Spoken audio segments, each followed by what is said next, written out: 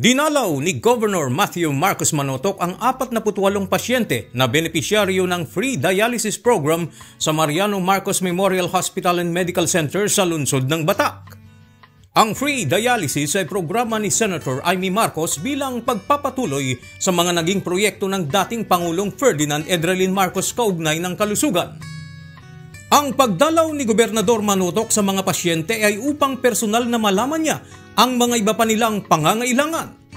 Samantala, pinangunahan naman ni Senator Amy Marcos ang pamamahagi ng iba't ibang farm machinery sa mga grupo ng mga magsasaka sa lalawigan ng Ilocos Norte. At yan ang ating update sa oras na ito. Ako po si George Jopo Guerrero. Maraming salamat po.